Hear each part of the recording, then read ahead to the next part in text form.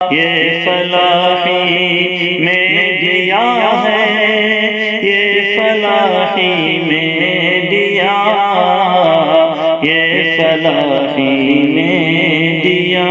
الحمدللہ رب العالمین والعاقبۃ للمتقین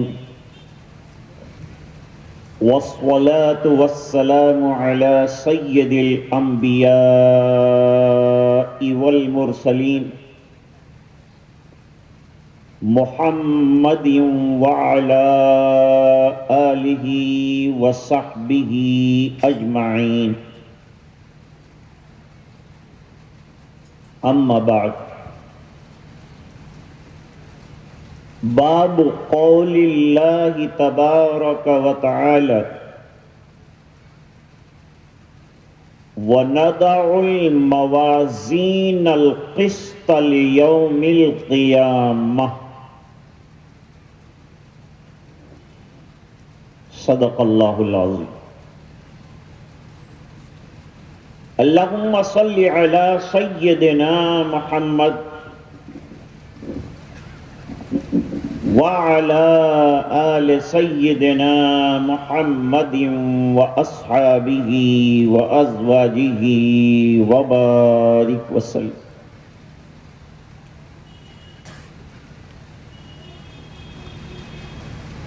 شہ نشین پر تشریف فرما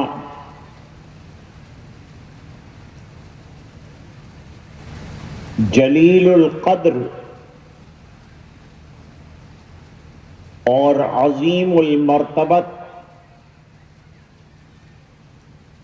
حضرات علماء عظام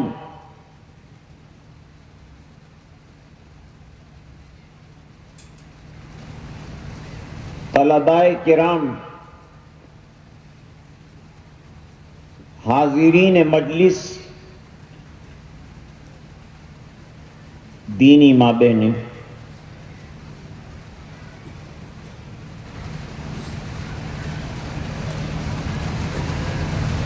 ابھی امسال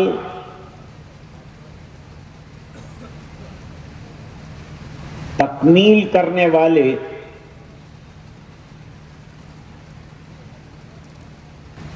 درس نظامی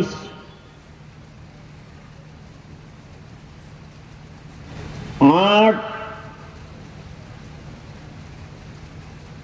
فارغ ہونے والے طلباء عزیز نے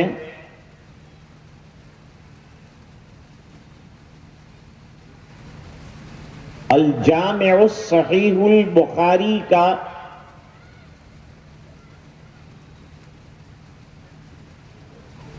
آخری کتاب کا آخری باب اور آخری حدیث پیش کی۔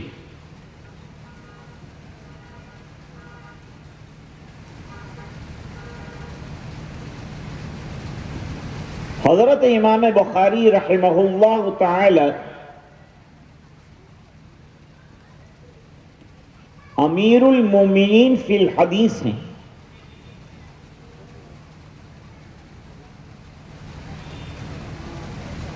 دس یا 11 سال کی عمر سے حفظ حدیث شروع کر دیا تھا۔ 20 سال کی عمر میں تو کتابیں لکھنا شروع کر دیا تھا۔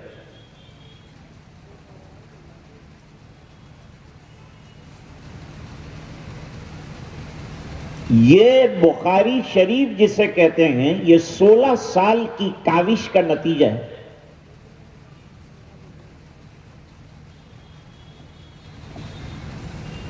حضرت الامام نے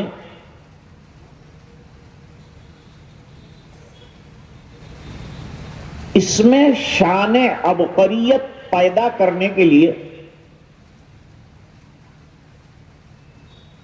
کبھی کبھی ایک رات میں 20 مرتبہ اٹھ کر چراغ جلایا اور کچھ لکھے ہیں فوائد۔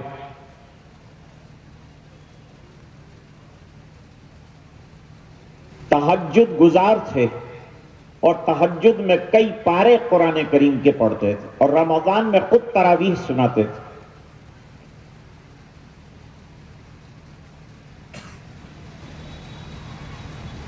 جب احادیث کے اسباق سے فارغ ہو جاتے تو تلاوت کثرت سے کرتے تھے. آج 20 طلباء عزیز قرآن کریم کی حفظ کی سعادت بھی حاصل کر رہے ہیں. ادارہ شجر باثمر حضرت مولانا سید محمد مظہر الدین صاحب رحمۃ اللہ علیہ کا کاوشوں کا خلاصہ اور نچوڑ آج ہمارے سامنے آ رہا ہے. اللہ مرحوم کی مغفرت فرما اور اس باغ کو ہمیشہ آباد رکھے. حضرت امام بخاری رحمۃ اللہ علیہ کی محنتوں کا عالم یہ ہے کہ حدیث ہرقل تقریباً 17 مرتبہ لکھی ہے اپنی کتاب میں. حدیث النیہ جس کو حدیث مہاجر ام قیس بھی کہتے ہیں، یہ پوری بخاری میں 7 مرتبہ لکھی ہے. خالی پڑھی نہیں ہے، اس کو لکھا بھی ہے.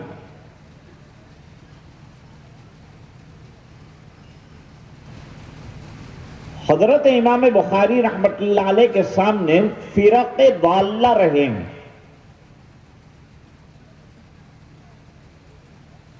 جس زمانے میں امام بخاری رحمۃ اللہ علیہ تھے اس زمانے میں بہت سے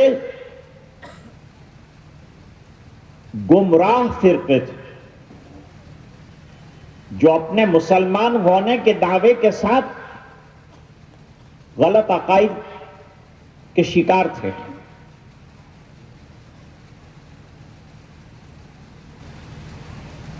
جس میں مرجئہ ہے، قدریہ ہے، جبریہ ہے، معتزلہ ہے، کرامیہ ہے، اور آخری کتاب میں امام بخاری رحمۃ اللہ علیہ نے جہم ابن صفان کی جماعت جو پیدا ہو گئی تھی جہمیہ، اس کا رد کیا ہے.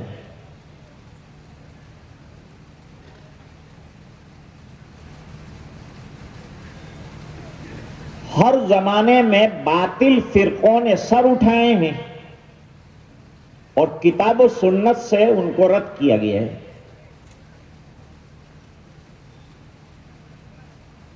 قرآن کریم کے بعد فرق باطلہ کی تردید میں مدلل کلام اگر مل سکتا ہے تو بخاری شریف میں.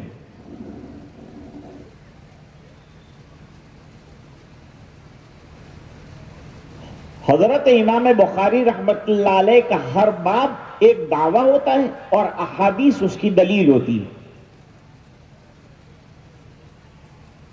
ہر باب میں کسی نہ کسی کو رد کیا ہوتا ہے، باطل فرقے میں سے کسی کو رد کرتے ہیں. تو باطل فرقوں کی تردید کا بیڑا اٹھایا ہے اپنے زمانے میں حضرت امام بخاری رحمۃ اللہ علیہ نے. خلق قرآن کا بڑا مسئلہ چل رہا تھا، اس کا بھی منہ توڑ جواب دیا ہے اپنی کتاب میں. اور قرآن کریم کی عظمت پر لگاتار ابواب قائم کیے ہیں. اخیر میں امام بخاری رحمۃ اللہ علیہ نے، کیونکہ لوگوں کی نظر سے قرآن کی عظمت اوجھل ہوتی جا رہی تھی، اس لیے علامہ سید محمد انور شاہ کشمیری رحمۃ اللہ علیہ فرماتے ہیں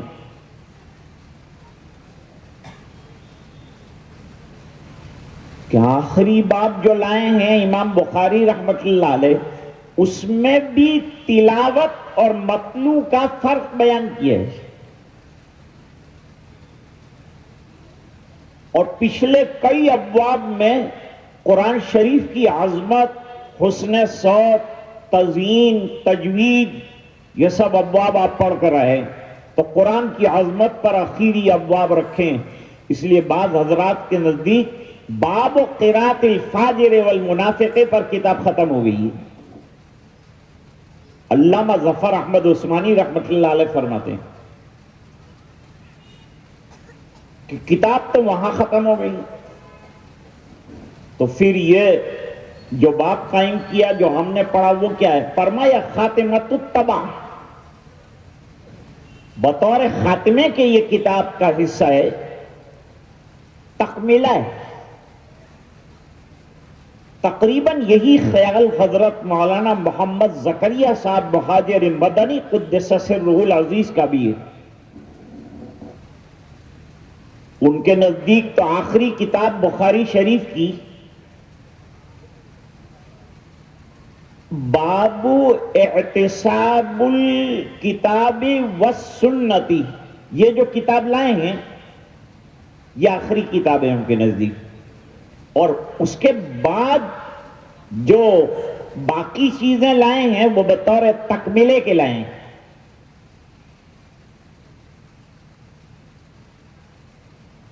حضرت امام اعظم ابو حنیفہ رحمۃ اللہ علیہ کے زمانے میں بھی فلسفیوں کا بڑا زور تھا، تو امام ابو حنیفہ رحمۃ اللہ علیہ ان کی تردید کے لیے کھڑے ہوئے.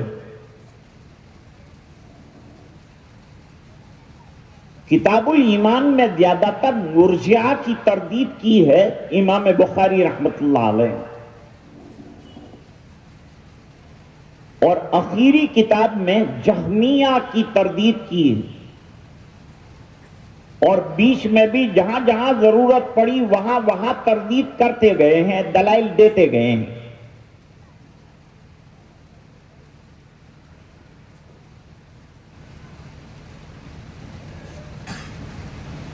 ایمان دو قسم کی تعریفات رکھتے ہیں.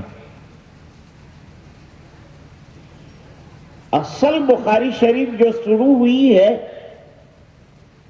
زیادہ تر محققین کے نزدیک وہ کتاب الایمان سے شروع ہوئی. تو بدء الوحی کا باب لائے ہیں، وہ کیا ہے؟ فرمایا وہ تمہید ہے.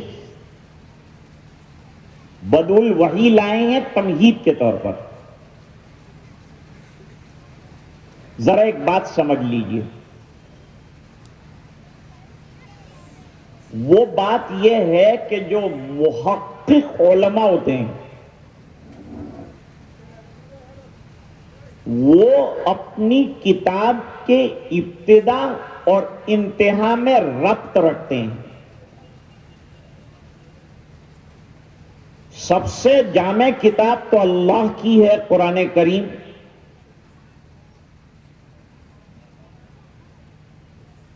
ان احسن الکلام کلام اللہ، اور اس کے بعد بہترین ہدایت کی باتیں وخیر الہدی ہدی محمد صلی اللہ علیہ وسلم.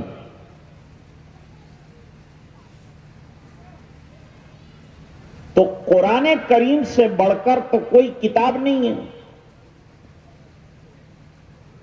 حضرت امام بخاری رحمۃ اللہ علیہ نے ہمیشہ اپنے ابواب کی اور کتاب کے ثبوت میں قرآن کا سہارا لیا ہے. قرآن کریم کے سہارے سے بات کرتے ہیں اور دنیا کو بتاتے ہیں کہ قرآن فرق ضالہ کی تردید میں آپ کے سامنے دلائل رکھتا ہے، جیسے کہ میں دلائل رکھتا ہوں.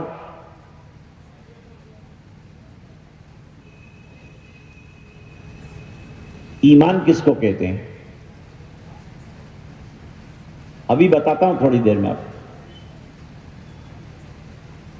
ایک ہے ایمان مجمل، ایک ہے ایمان مفصل. ایمان کے معنی یقین کے ہے، الایمان و الیقین کلہ، یہ امام بخاری نے باب قائم کیا.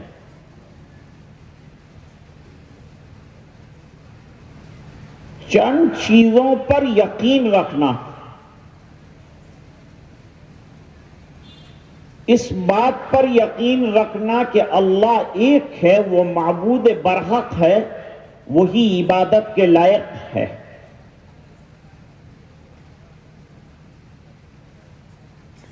نمبر 2،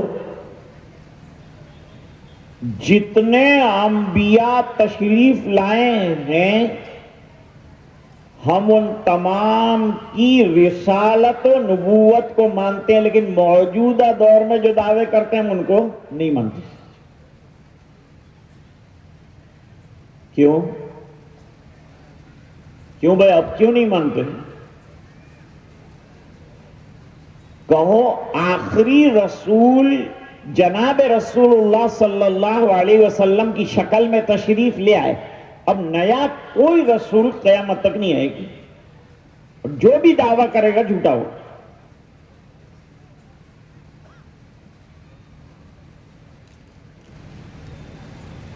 جب اندھیرا ہوتا ہے تو ہم چراغ جلاتے ہیں، ستارے نظر آتے ہیں،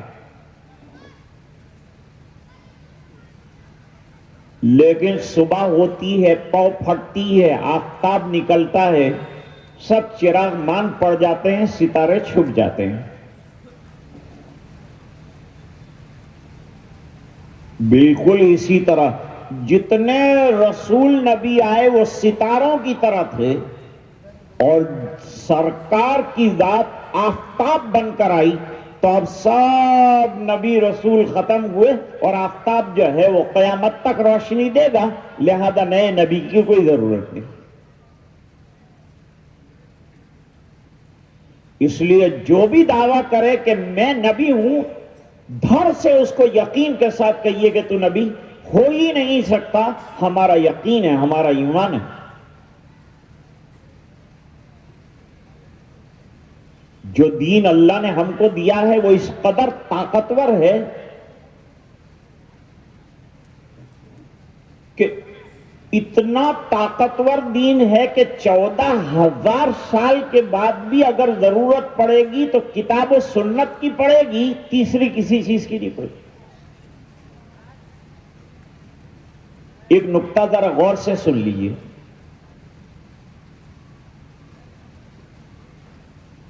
ہم لوگ کلمہ پڑھتے ہیں، کلمے کا نام ہے کلمہ طیبہ، پاکیزہ کلمہ جو شرک کی علائشات سے انسان کو پاک کر دیتا ہے، وہ ہے لا الہ الا اللہ محمد الرسول اللہ۔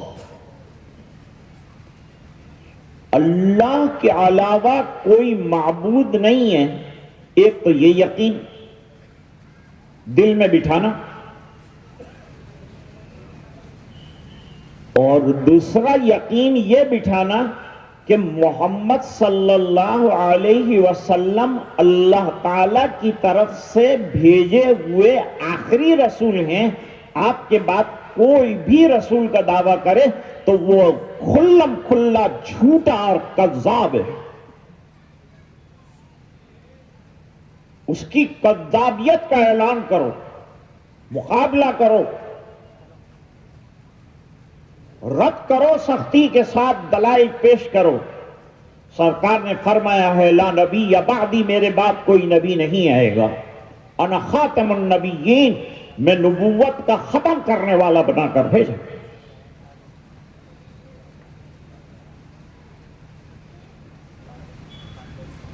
آج کل ہمارے عقیدے کی کمزوری سے فائدہ اٹھا کر کچھ لوگ اپنی دنیا سجانے کے لیے دعوے کر لیتے ہیں تاکہ ان کی دکانیں سج جائے، ان کا کام چل جائے۔ اور یہ دنیا ایسی ہے کہ کوئی غلط دعویٰ کرے اس کے ساتھ بھی چند لوگ ہو جاتے ہیں، کوئی جھوٹا دعویٰ کرے اس کے ساتھ بھی چند چیلے چپاٹے ہو ہی جاتے ہیں جو اس کی ترجمانی کرتے ہیں، کیونکہ ان کا بھی کچھ نہ کچھ فائدہ ہوتا ہے، کمیشن ان کا بھی ہوتا ہے۔ دنیا کے لیے ایسا کرتے ہیں، ورنہ اللہ کی ذات پر اگر یقین ہو اور تعلیمات قرآنیہ پر عمل ہو تو پہلے اس کو توبہ کر لینی چاہیے، سچا اللہ کا بندہ بن کر زندگی گزارنی چاہیے۔ عیسیٰ علیہ السلام کو آنے میں بہت دیر ہے، اور ان کے آنے سے پہلے بہت سی نشانیاں آنی وہ بھی باقی، اور جب وہ تشریف لائیں گے تو کھل جائے گا، اور وہ آئیں گے کہیں اور یہاں بیٹھ کر کوئی دعویٰ کرے کہ میں عیسیٰ ہوں تو کیسے مان سکتے ہیں؟ دولیا میں پیدا نہیں ہوئے. یہ سب عربی علاقوں سے آئیں گے. دمشق کے جامع مسجد کے مینارے پر حضرت عیسیٰ علیہ السلام کا اترنا بتایا ہے.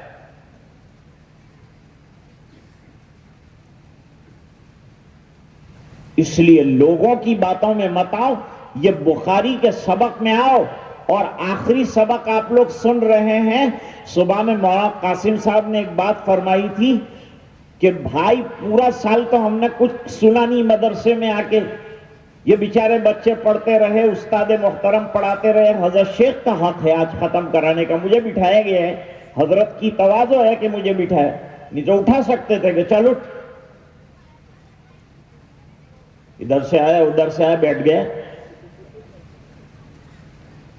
لیکن ان کی بزرگی ہے کہ انہوں نے برداشت کیا. تو مولانا قاسم صاحب صبح میں حضرت یوں کہہ رہے تھے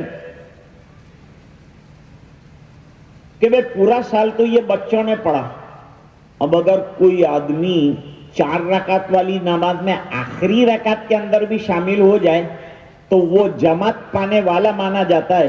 اس طرح آپ کو آخری سبق میں شامل کر دیا تاکہ آپ بھی بخاری کے سبق والے ہو جائیں. آپ یوں نہ کہیں کہ بھئی ہم نے تو کبھی بخاری کا سبق پڑھا ہی نہیں, آج آپ شامل ہو گئے, آپ کو بخاری کا سبق پڑھایا جا رہا ہے. تو کلمے میں کیا یاد رکھیں گے, میں جاتے جاتے آپ کو سبق یاد دلاتا جاؤں. لا الہ الا اللہ کا معنی تو معلوم ہے ہم کو, محمد الرسول اللہ میں اتنا اضافہ کیجئے کہ محمد صلی اللہ علیہ وسلم کو ایسا رسول ہم مانتے ہیں کہ جس کے بعد کوئی نبی کبھی بھی نہیں آئے گا, قیامت تک نہیں آئے گا, کیونکہ ضرورت ہی نہیں ہے.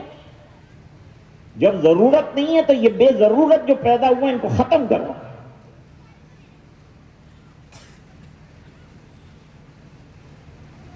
سید عطا اللہ شاہ بخاری رحمت اللہ علیہ نے خواب میں غلام محمد قادیانی کو دیکھا.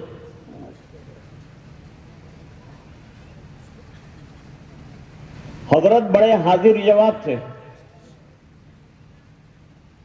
حاضر جواب.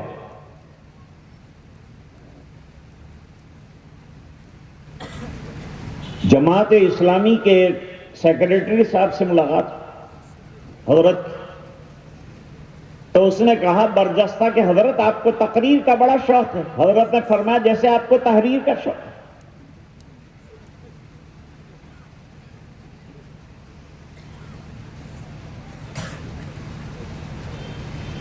یاد رکھو ہم اہل سنت والجماعت یعنی سنتوں پر چلنے والے اور جماعت صحابہ کی اتباع کرتے. ما انا علیہ و اصحابی کا مصداق ہم کو بننا ہے.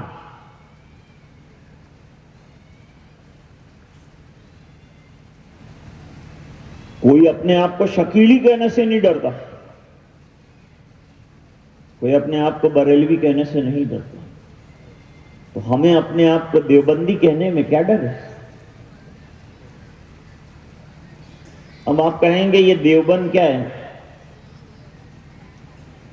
یہ کوئی وہ قصبہ دیوبند سے نسبت ہے وہ بات نہیں ہے. وہاں جو تعلیم اور وہاں کے عقائد ہیں اس کا اگر مطالعہ کیا جائے تو دیوبندیت کا معنی نکلتا ہے اتباع سنت.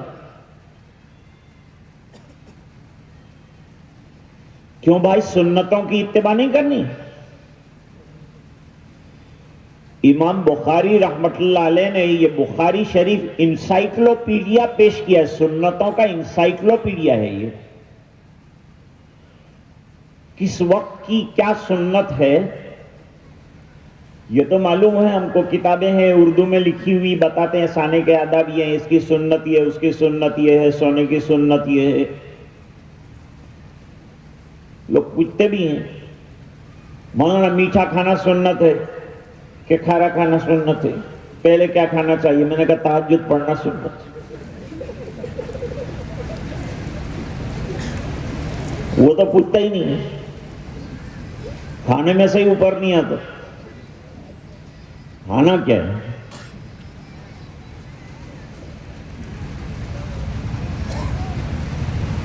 اب اب اکبر الہ آبادی نے بہت اچھا شعر کہا ہے دل روشن مثال دیوبند اور ندوہ ہے زبان ہوشمند.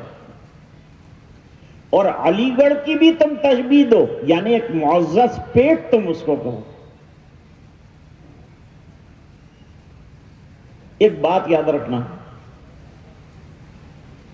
سنتیں تو کتابوں میں بھی لکھی ہوئی مل جائے گی، لیکن ہر حدیث، ہر سنت کے ساتھ صحیح حدیث صحیح وہ امام بخاری کے یہاں ملے گی. آپ کو ایسا لگے کہ بھئی مسواک کرنا سنت ہے، کوئی دلیل ہے اس کی؟ سنت تو معلوم ہو گئی ہم. دلیل کھولو بخاری تو ابھی احادیث سامنے آئے گی. اور حدیث بھی کیفا متفق نہیں ہے، متصل اور صحیح احادیث کا ذخیرہ ہے امام بخاری کی کتاب. امام بخاری کا مقصد ہی صحیح احادیث کا لانا ہے. جو آثار اور دوسری چیزیں لائیں وہ ضمنی ہیں،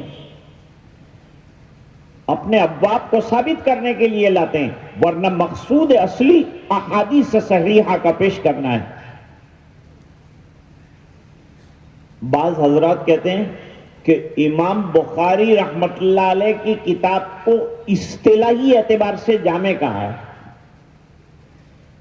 کہ اصطلاحاً یہ کتاب جامع ہے. کیونکہ جامع کس کتاب کو کہتے ہیں؟ جس کے اندر 8 ابواب ہو: سیر، آداب، تفسیر، عقائد، فتن، اشراط، احکام، مناقب.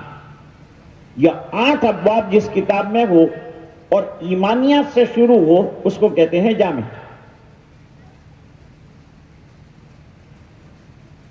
اب علامہ بلقینی فرماتے ہیں کہ امام بخاری رحمت اللہ علیہ در پردہ یہ بھی کہنا چاہتے ہیں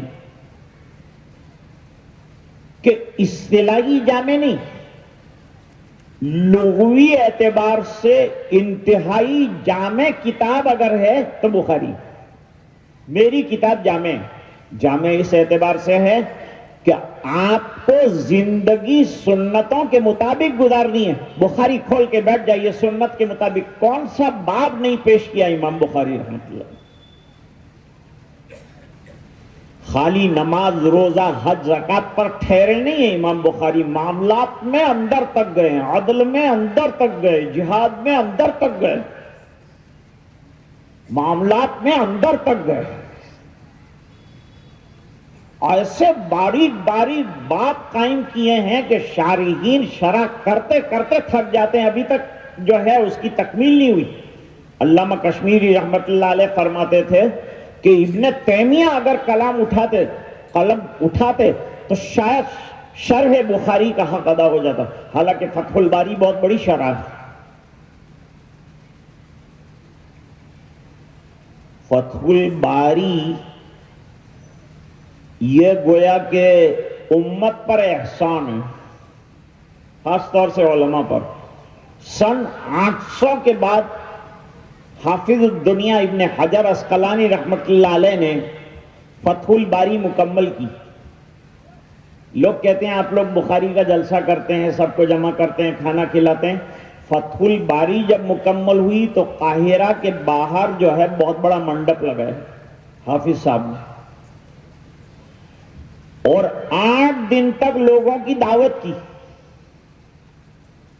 8 دن بہترین قسم کے مٹھائیاں اور پھل اور کھانے کھلائے. 8 دن فتح الباری کی تکمیل پر خوشی میں.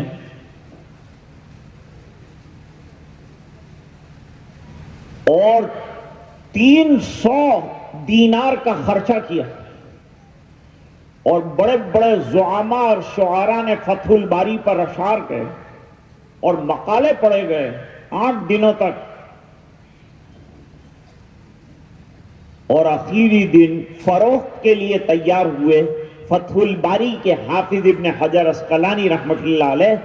تو تقریباً 300 دینار کی بکی اس زمانے میں. 300 دینار آج تو لاکھوں روپے ہو جائے. یاد رکھو کہ بخاری شریف سنتوں کا انسائکلوپیڈیا ہے اور باطل فرقوں کی تردید کا بہترین مجموعہ ہے. آپ کو ہر دلیل یہاں ملے گی. کوئی بھی باطل فرقہ سر اٹھائے گا, سر کچلنے کے لیے بخاری اٹھاؤ,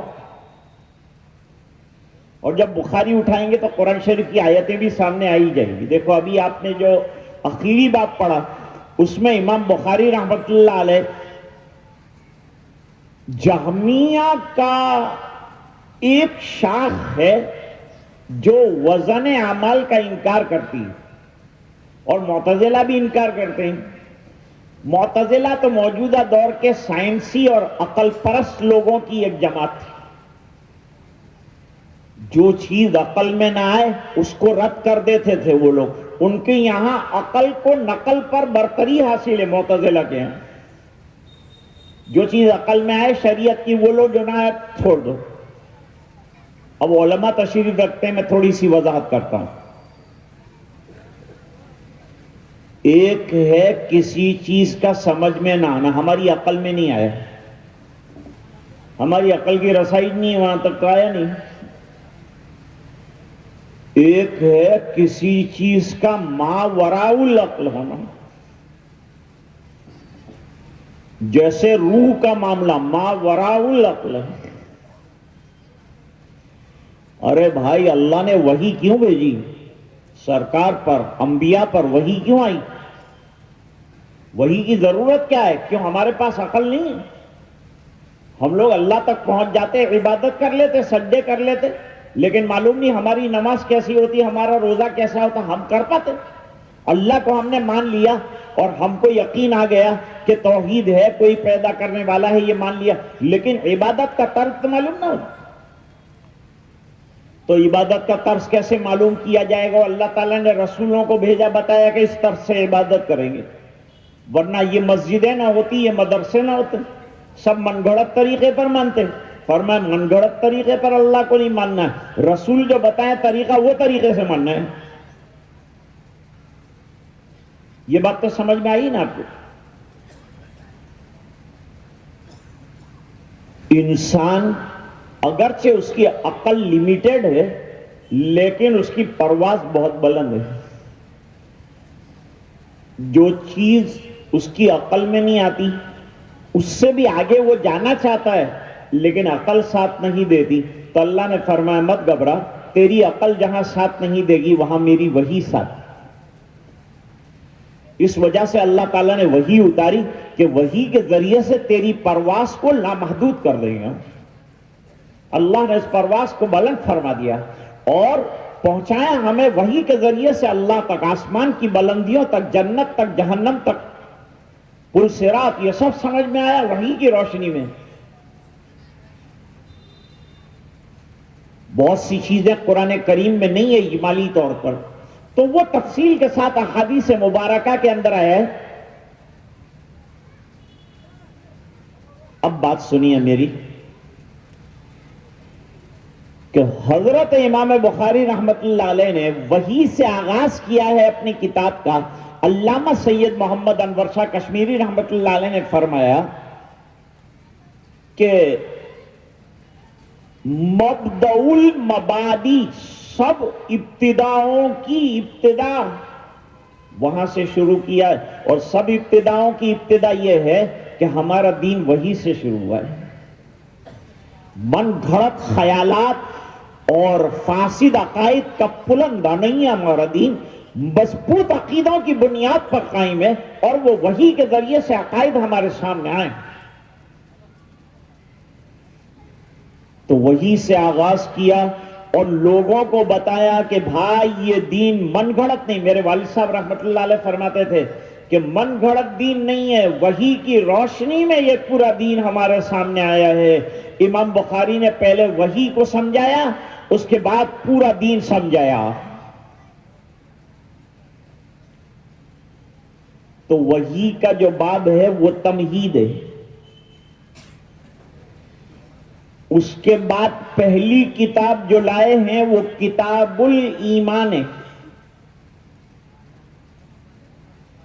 کتاب الایمان, کتاب الایمان اصل میں توحید ہے.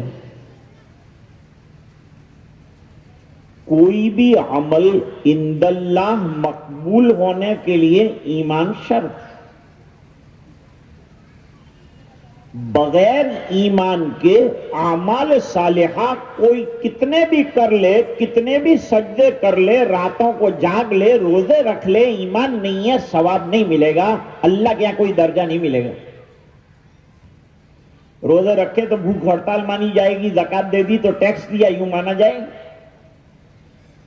لیکن ایمان کی روح جب آتی ہے تو اس کے بعد روزہ بنتا ہے، عبادت بنتی ہے. آنے والا ہے روزے کا مہینہ، تیاری ابھی سے شروع کر. بیٹھے مت رہو ہاتھ پہ ہاتھ دھر کر. روز اگر آدھا پارا پڑھتے تھے تو ابھی سے 1 پارا کر دو. روزے نہیں رکھتے ہیں ابھی تھوڑے تھوڑے رکھنا شروع کرو، تاکہ پھر جو ہے رمضان المبارک میں قوت کے ساتھ یہ عبادت انجام دی جائے. صحابی نے پوچھا حضور بہترین عمل کون سا ہو سکتا ہے؟ حضور نے فرمایا صم فإنها خیر الاعمال. روزے رکھا کر، یہ بہترین عمل ہے، صحت کے لیے بھی بہترین ہے. حضرت امام جعفر صادق رحمت اللہ علیہ یہ سادات میں سے ہے خاندان کے اعتبار سے.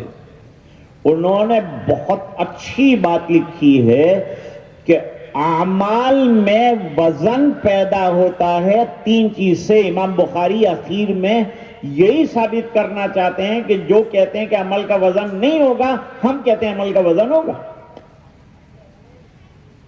کیا سبق لیا ہم لوگوں نے یہاں بیٹھ کر کہ ہمیں اپنے اعمال کو وزنی بنانا چاہیے. لیکن مولانا بتائیے کہ اعمال وزنی کیسے ہوں گے؟ حضرت امام جعفر صادق رحمت اللہ علیہ فرماتے ہیں پہلی بات یہ ہے کہ ایمان لاؤ. یا ایھا الناس اتقوا ربکم الذی خلقکم من نفس واحدہ. وہاں مفسرین نے لکھا ہے یا ایھا الناس آمنوا ثم اتقوا. اے لوگوں پہلے ایمان لے آؤ پھر تقوی اختیار کرو. ایمان جو ہے اعمال کی جان ہے. جیسے روح کے بغیر جسم بے حیثیت ہو جاتا ہے، اس طرح ایمان کے بغیر عمل بے حیثیت ہو جاتا ہے. تو فرماتے ہیں اعمال کو وزنی بنانا. آج یہاں سے آپ جائیں گے، گھر جا کے لوگ پوچھیں گے کیا پڑھ کے آئے سبق، تو پہلا سبق یہ بتانا کہ مولانا نے بتایا کہ اپنے اعمال کو اللہ کے یہاں ترازو میں وزنی بنانے کی کوشش کریں.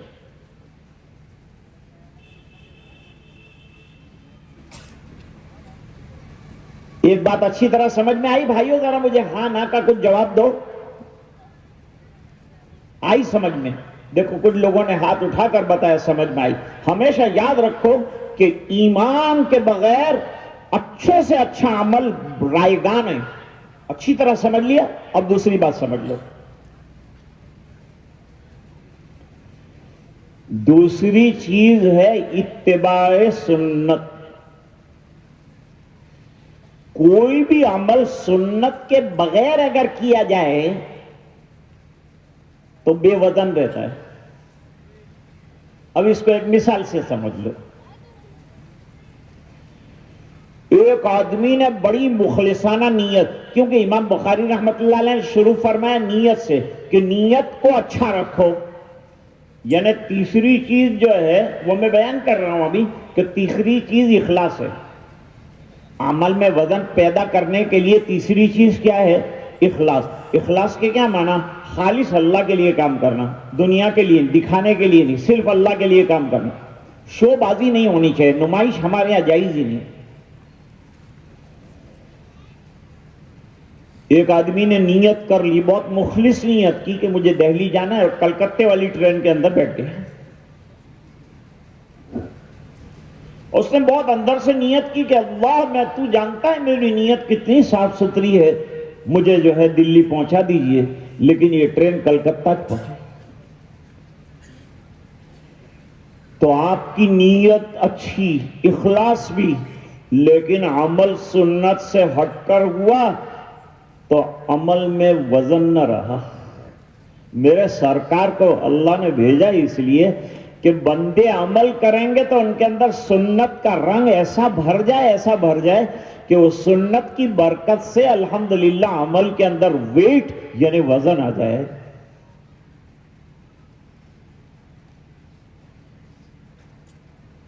نقش قدم نبی کے ہیں جنت کے راستے، اللہ سے ملاتے ہیں سنت کے راستے۔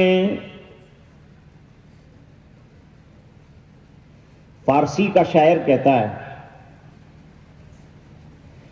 آج کل تو اردو بھی لوگ مشکل سے سمجھ رہے ہیں، فارسی تو کیا مرحوم ہو گئی بیچاری، مدرسے والوں نے دفنا دیا اس کو، کم فارسی پڑھائی۔ فارسی میں عجیب عجیب باتیں لکھی گئی۔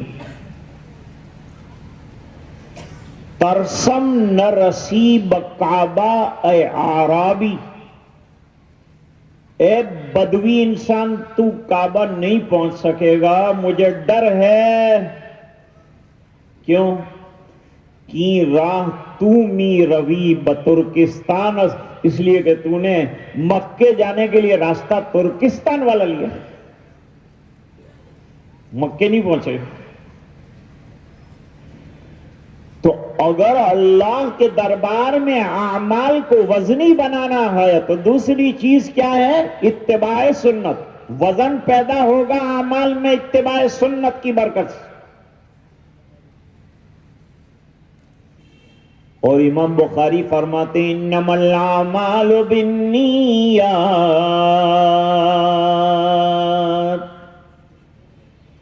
اعمال میں ثواب ملنے کا دار و مدار اس بات پر ہے کہ آپ کی نیت کیا ہے۔ نیت اگر ثواب کی ہے تو ثواب ملے گا، نہیں ہے دنیا کی نیت ہے تو دنیا ملے گی، ثواب نہیں ملے گا۔ نیت دل کے ارادے کو کہتے ہیں۔ ابھی تو بیچارے طالب علموں نے کتاب شروع کی کہ امام بخاری نے سبق پڑھا دیا، پہلے نیت ٹھیک کرو پھر پڑھو، بڑے علامہ نہیں بننا ہے۔ پہلی حدیث امیر المومنین فی الحدیث، امام بخاری امیر المومنین فی الحدیث ہے۔ حضرت مولانا عبد الغنی صاحب پھلپوری رحمت اللہ علیہ فرماتے تھے پہلی حدیث امیر المومنین حضرت عمر کی، تو طالب علم تو بھول جائے گا نا، امیر المومنین فی الحدیث کی حدیث پڑھی اور امیر المومنین حضرت عمر کی پہلی حدیث آئی، اس کے دل میں کہیں امیر المومنین بننے کا خیال نہ ہو جائے کہ میں کہیں امیر المومنین بن جاؤں۔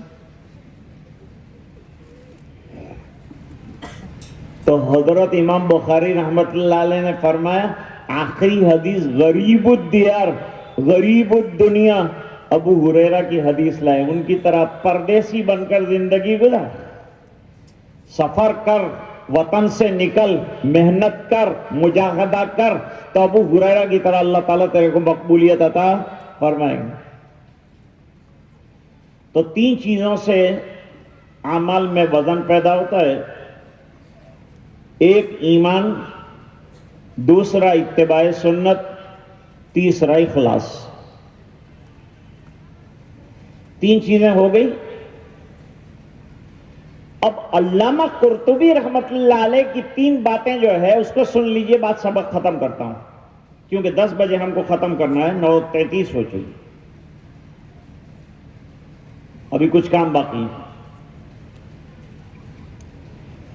علامہ قرطبی رحمت اللہ علیہ فرماتے ہیں کہ بھئی وزن کن لوگوں کا ہوگا، عمل کا وزن کن لوگوں کا ہوگا۔ ابھی تو بہت بحثیں ہیں، وہ تو سب ہم چھوڑ دیتے ہیں، ابھی خالی ایک مناسبت بتاؤں گا، بچوں کو فائدہ ہو جائے تھوڑا سا۔ علماء کو کچھ بتانے کی ضرورت نہیں، تو پڑھاتے ہیں بخاری شریف، ان کو کچھ نہیں بتانے، وہ تو سب آپ کو پڑھا چکے، یہ تو میں عوام کو پڑھا رہا ہوں، میرا اور ان کا سابقہ ہے، آپ تو ایسے ہی تبرکن آپ کو بٹھائے۔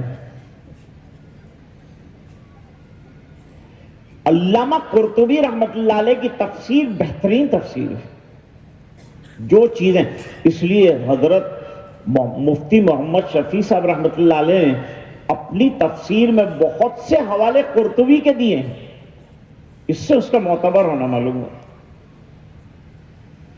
قرطبی کہتے ہیں کہ 3 قسم کے گروہ ہیں. ایک گروہ ہے وہ جو ایماندار ہونے کے باوجود ان کے عمل کا وزن نہیں کیا جائے گا، جیسے انبیاء کرام، ان کے عمل کا وزن نہیں ہوگا. امام بخاری کہتے ہیں ان اعمال بنی آدم وقولہم توزن. اس میں تو یہ پتا چلتا ہے کہ بنی آدم میں تو سب آگے ہیں، لیکن ہر چیز کے اندر کچھ نہ کچھ استثناءات ہوتے ہیں. تو یہ استثناء ہے کہ انبیاء کرام کے عمل کا وزن نہیں، کیونکہ ان کے عمل میں کوئی سیاح ہے ہی نہیں، سب حسنات ہی حسنات ہیں، لہذا ان کو سیدھا جنت میں داخلہ دیا جائے گا. ہاں البتہ ان سے سوال ضرور ہوگا.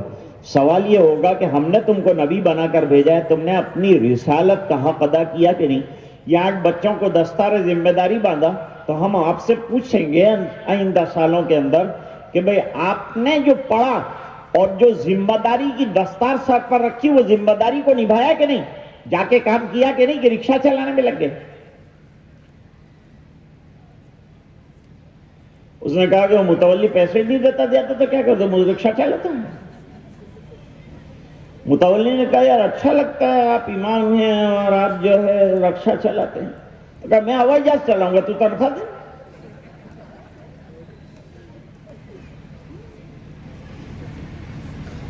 ایک صاحب نے مجھ سے کہا کہ ماں آپ کی تنخواہ کیا ہے؟ میں نے کہا میری 10,000 تنخواہ ہے. تیری کتنی ہے؟ اس نے کہا میری تو 1.5 لاکھ روپے تنخواہ. لیکن آپ کی تو ماشاءاللہ کتنی برکت والے 10,000. میں نے کہا بہت اچھی بات ہے، یہ برکت والے تو لے لے، تیرے والے میرے کو دے دے.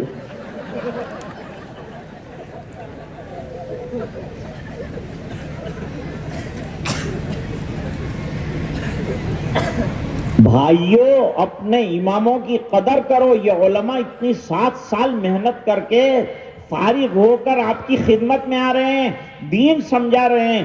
ان کی تو اتنی قدر ہونی چاہیے، اتنی قدر ہونی چاہیے. ان کی تنخواہوں کو بڑھاؤ، کچھ کمی نہیں ہوگی اللہ تعالیٰ کے یہاں. مدرسوں کو 2 شادیوں میں کم خرچے کرو، جو بچ جائیں مدرسوں میں لگاؤ، مسجدوں میں لگاؤ. علماء کو اچھے سفید رنگ کے لفافے ملتے بازار میں، اس کے اندر پیسے رکھ رکھ کے دو.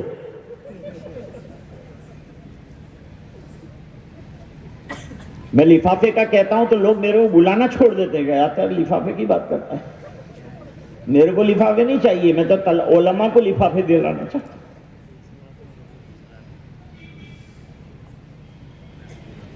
تو فرماتے ہیں انبیاء کرام سے ذمہ داری کا سوال ہوگا کہ تم نے ذمہ داری کو نبھایا کہ نہیں. حالانکہ ہر نبی نے اپنی ذمہ داری کو نبھایا ہے. پھر بھی سوال ہوگا، ہم سے بھی سوال ہوگا. تم نے پڑھا، بخاری پڑھی، 7 سال مدرسے میں رہے، امت نے تمہارے اوپر بھروسہ کیا کہ یہ کام کے بنیں گے، امت کے کام آئیں گے. حفظ کیا قرآن شریف، یاد کیا تو محراب سنائی کہ نہیں سنائی. لوگ مسئلہ پوچھتے ہیں مولانا امام جو تراویح پڑھاتا ہے اس کو پیسے دے سکتے ہیں؟ متولی صاحب سوال کرتے ہیں مولانا یہ 3 حافظ رکھے ہیں، ان کو دینا پڑے گا، شریعت کیا کہتی ہے؟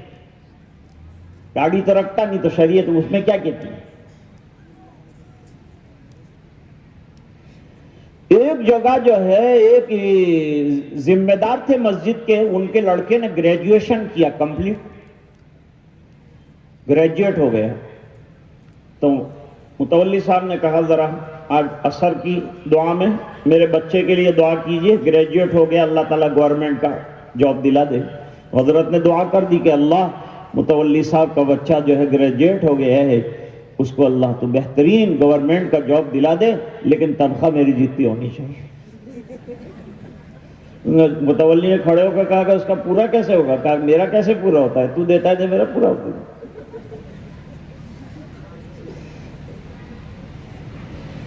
خیر میں عرض کر رہا تھا کہ ایک تو انبیاء کرام سے سوال نہیں. نمبر 2 حدیث شریف بخاری میں بھی ہے، مسلم میں بھی ہے، ریاض الصالحین میں بھی ہے. 70,000 ایسے ایمان والے جو اللہ پر بہترین بھروسہ کرتے ہیں اور بدفالیاں نہیں لیتے ہیں، تطیر نہیں کرتے ہیں، الٹے سلٹے تعویذ گنڈے نہیں کرتے ہیں اور اللہ کی ذات پر بھروسہ کرتے ہیں، بے حساب جنت کے مجھے. ایک اور حدیث میں فرمایا 70,000 میں سے ہر ایک حضرت کے ساتھ 70,000 جائیں گے. یہ اور حدیث ہے، بخاری میں نہیں ہے. یہ بے حساب جائیں گے. دو آج سمجھ میں آئے؟ یہ دو بے حساب جائیں گے. نمبر 3، وہ ایمان والے جن کے اعمال نامے میں ایک بھی برائی نہیں ہے تو اس کو جنت کے اندر داخلہ ملے گا، وزن نہیں کیا جائے گا اس کے اعمال کا.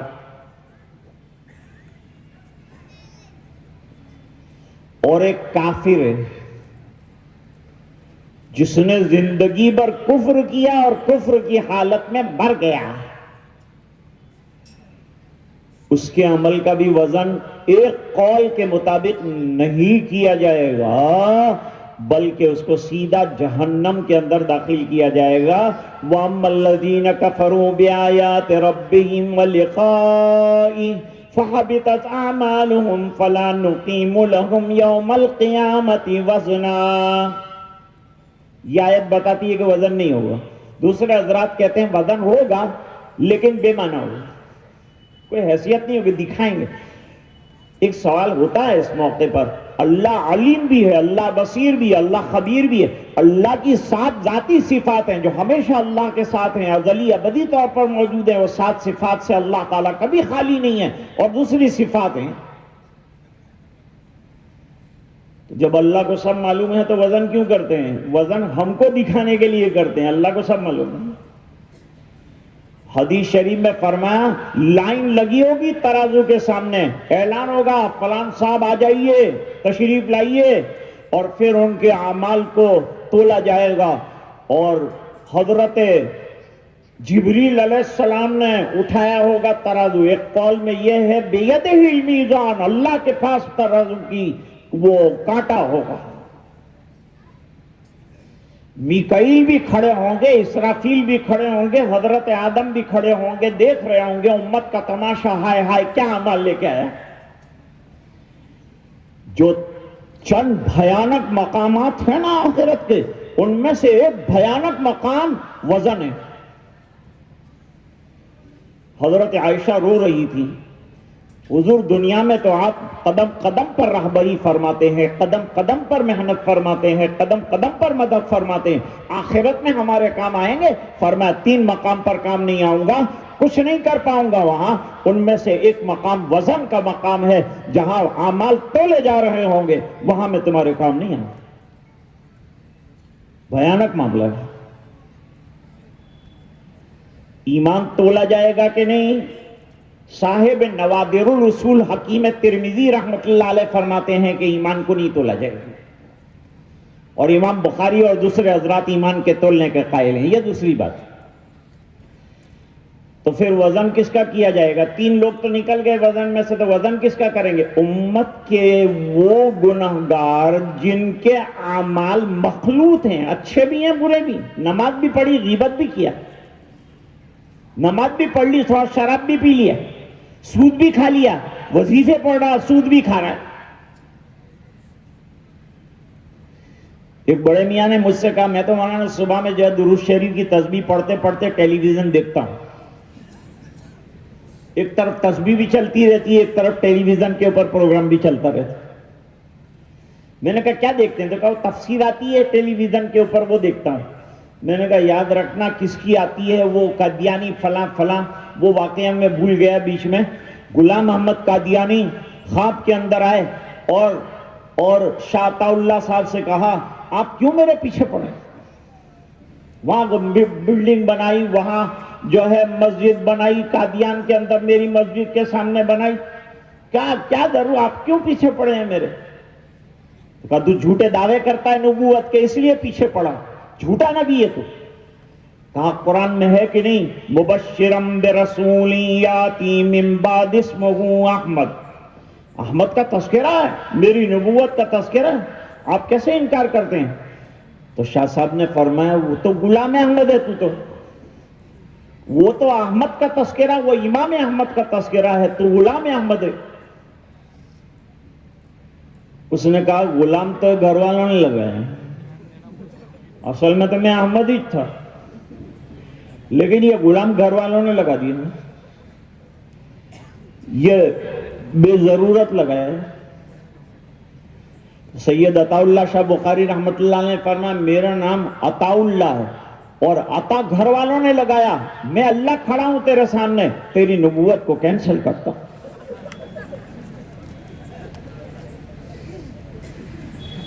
جھوٹے نبی پیدا ہوں گے، حدیث میں فرمایا 30 سے زیادہ جھوٹے نبی پیدا ہوں گے۔ ایمان والوں کا امتحان ہے کہ جب آئے گا تمہارے دل سے ٹکرائے گا یہ فرقہ، تو اپنے ایمان پر جمے رہنا، اور جو مقابلہ کرنا ہو علماء کے پاس جانا، ان سے فائدہ اٹھا۔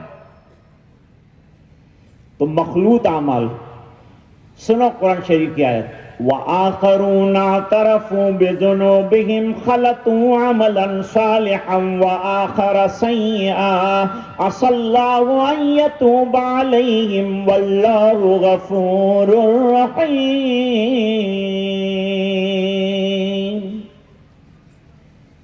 یہ مکس اعمال والے لوگ، ایک تو خالص اعمال صالحہ، کچھ بھی ملاوٹ نہیں ہے، سیاح کی بوند بھی نہیں ہے، جنت۔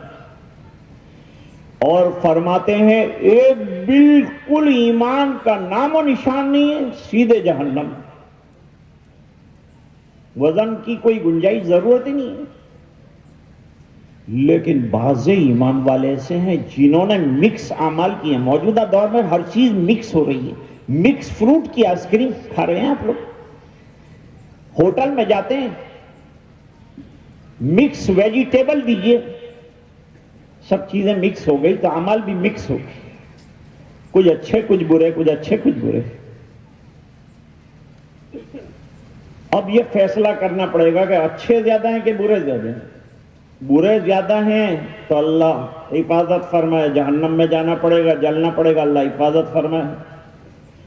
اور اگر حسنات بڑھ گئی تو جنت کا فیصلہ ہو، ترازو ان کے لیے لگائی جائے گی۔ شاہ عبد العزیز صاحب محدث سے دہلوی رحمت اللہ علیہ کے یہاں ایک انگریز آیا تھا۔ ایک انگریز نے آ کر کے سوال کیا کہ حضرت پوری دنیا میں جتنے انگریز ہوتے ہیں سب وائٹ ہوتے ہیں، دیکھتے ہی آپ کہہ دیں گے کہ یہ وائٹ ہے، یہ انگریز ہے، یہ وائٹ ہے، یہ انگریز ہے، دیکھتے ہی لوگ پہچان لیتے ہیں، لیکن یہ انڈیا کے لوگ کوئی کالا، کوئی پیلا، کوئی بھولا، کوئی کیسے، ان کے سب الگ الگ کلر کیوں ہیں؟ کوئی گیہوں جیسا ہے، کوئی جواری جیسا ہے، کوئی باجرے جیسا ہے، کوئی کالیا ہے، کوئی گوریا ہے، آخر یہ کیوں ہے؟ شاہ صاحب نے جواب دیا کہ بیٹا دنیا میں گدھے ایک ہی رنگ کے ہوتے، گھوڑے الگ الگ رنگ کے آتے۔ تو فرماتے ہیں آخرت میں جبریل علیہ السلام ایک مرتبہ حضور پاک صلی اللہ علیہ وسلم کو لے کر چلے، منامی معراج، 6 معراجیں ہوئی، ایک معراج میں حضور کو لے کر چلے، ایک نہر کے کنارے پر آئے، وہاں آدمیوں کو دیکھا، آدھے بلیک آدھے وائٹ، حدیث میں ہے، آدھا جسم کالا آدھا سفید۔ حضور نے پوچھا یہ کون لوگ ہیں آدھا جسم کالا آدھا سفید؟ فرمایا امت کے وہ لوگ ہیں جنہوں نے کچھ اچھے اعمال کیے وہ سفید شکل، اور جو برے اعمال کیے کالی شکل۔ اب کیا ہوگا ان کا؟ فرمایا ابھی دیکھیے کیا ہوتا ہے۔ تھوڑی دیر کے بعد جبریل علیہ السلام نے وہ آدھی آدھی باڈی کے کلر والوں کو اشارہ کیا، وہ سامنے نہر حیات کے اندر انہوں نے غوطہ لگایا، باہر نکلے تو سفید صاف شفاف بالکل ہو چکے تھے۔ فرمایا اب اللہ تعالیٰ کو جنت میں جگہ دے۔ تو قرطبی رحمت اللہ علیہ کا قول 3 باتیں اس کے اندر آپ کے سامنے آئی۔ حضرت امام بخاری رحمت اللہ علیہ نے توحید سے شروع کیا کہ اعمال کے لیے توحید درکار ہے، اور توحید پر ختم کیا اور یہ بتایا کہ ابتدا میں بھی توحید ضروری ہے اور مرتے مرتے بھی توحید ضروری ہے. عمل کیا اور ایمان پر نہ گیا تو سب عمل بیکار ہو جائیں گے, رائگان ہو جائیں گے. انما الاعمال بالخواتیم. لہذا حسن خاتمہ کی فکر کیجئے, اور حسن خاتمہ عقیدے کی صحت کے اوپر دار و مدار رکھتا ہے. لہذا جاتے جاتے کہیں عقیدے میں گڑبڑ نہ آ جائے, لوگ تمہارے عقیدے کو بگاڑنے والے آئیں گے. تم اپنے عقیدے کو پکا رکھو اور عقیدے کو پختہ رکھ کر دنیا سے جاؤ تو تم نے کیا ہوا جتنا ہے سب کام میں آئے گا انشاءاللہ. امام بخاری نے بسم اللہ سے شروع کیا تھا کتاب. بسم اللہ ذکر ہے, ذکر ہے کہ نہیں؟ بسم اللہ بہترین ذکر ہے, اس کے بہت فضائل آئے. اور امام بخاری رحمت اللہ علیہ نے سبحان اللہ و بحمدہ پر ختم کر کر بتایا کہ ذکر اللہ سے شروع کرو بات, ذکر اللہ پہ ختم کرو. جیسے خطیب الحمدللہ سے شروع کرتا ہے اور اخیر میں وآخر دعوانا ان الحمدللہ رب العالمین کہتا ہے, تو اخیر میں امام بخاری رحمت اللہ علیہ نے ذکر کیا, زبان سے بھی ذکر کیا ہوگا اور لکھ بھی دیا کہ میں نے اپنی کتاب کو ذکر پر ختم کر کے سامعین سننے والوں تمہیں ایک سبق دیا ہے کہ ہمیشہ اپنی مجالس کو ذکر اللہ پر ختم کرو, ذکر اللہ سے شروع کرو اور رات دن اللہ تعالیٰ کا ذکر کرتے رہو اور اپنی زبان پر کنٹرول رکھو. 3 سبق آج ہو گئے. ہمارے اعمال کو وزنی بنانے کے لیے ہمیں ایمان والی زندگی چاہیے, اتباع سنت والی زندگی چاہیے, اخلاص چاہیے اعمال کے اندر. نمبر 2, ہمیں اپنی زبانوں کو کنٹرول میں رکھنا چاہیے اور اس پر ذکر اللہ کو جاری رکھنا چاہیے. تو انشاءاللہ کل آخرت میں ہمارا عمل بھی وزنی ٹھہرے گا اور عند اللہ مقبول ہوگا. اللہ تعالی ہم سب کا بیٹھنا آنا ادارے سے محبت رکھنا اپنے فضل سے قبول فرمائے. میرے پیچھے جلیل القدر علماء کا ایک بہت بڑا قافلہ جو ہے معزن ہے بیٹھا ہوا ہے, لیکن میں تو طالب علم تھا. مجھے مولانا قاسم صاحب نے حکم دیا کہ یہ تجھے جتنا آتا ہے, آتا واتا کچھ بھی نہیں, بزرگوں کے جوتے سیدھے کیے اور جو پڑھا جو انہوں نے سمجھایا تھا وہ آپ کے سامنے رکھ دیا. اگر غلطی ہو تو معاف فرما دیں. اساتذہ اور علماء فن اور اچھی بات کوئی نظر آئی ہو تو اس کو اپنے عمل میں جگا دیں. اللہ مجھے بھی عمل کی توفیق دے, آپ کو بھی دے.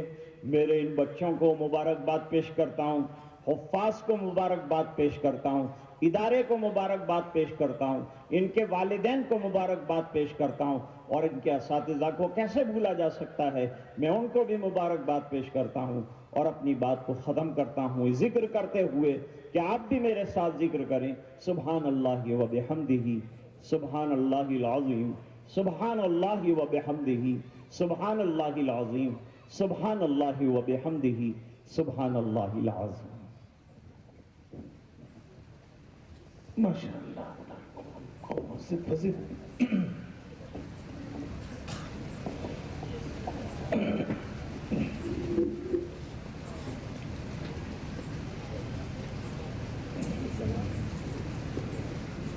عمائدین اور علماء کرام کے ہاتھوں انہیں اسناد دی جا رہی ہیں.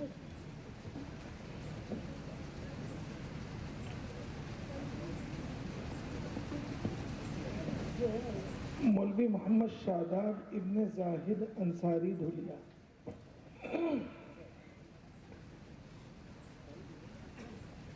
طلبہ حضرت مولانا کے ہاتھوں اپنے اسناد لیتے جائے. مولوی محمد دانش ابن عبد الصمد, ان کو عالمیت کی سند, تجوید کی سند, کمپیوٹر کی سند دی جا رہی ہے.